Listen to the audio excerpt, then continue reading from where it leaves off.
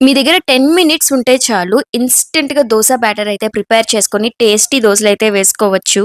చూస్తున్నారు గదా! దోస వేస్తున్నప్పుడు బబుల్స్ ఎలా ఫార్మ్ అవుతున్నాయో టేస్ట్ కూడా చాలా బావుంటుంది.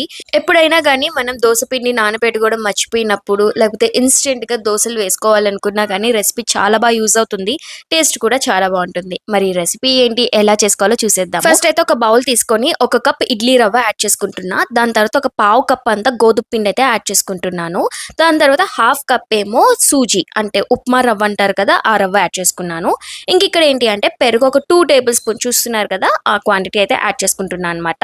ఇంకా లాస్ట్‌గా ఏంటి అంటే పోహా అటుకులు అంటారు కదా! సో, అటుకులు కూడా ఒక పావు కప్ అంతా యాడ్ చేసేసుకున్నా అనమాట. ఇంక ఇదంతా ఒక 10 మినిట్స్ అయినా పక్కన పెట్టేసి మిక్సీ వేసేసుకొని దోస బ్యాటర్‌ని అయితే రెడీ చేసేసుకోండి. ఇన్‌స్టంట్‌గా అప్పటికప్పుడు వేసి ఈ దోసలైతే టేస్ట్ కూడా చాలా బావుంటుంది. తప్పకుండా మీరు కూడా ట్రై చేయండి. మీకు యూజ్‌ఫుల్ అయ్యింది అంటే మన ఛానెల్‌ని అయితే సబ్స్క్రైబ్ చేసుకోండి. అలాగే లైక్ కూడా చేయండి. బాయ్.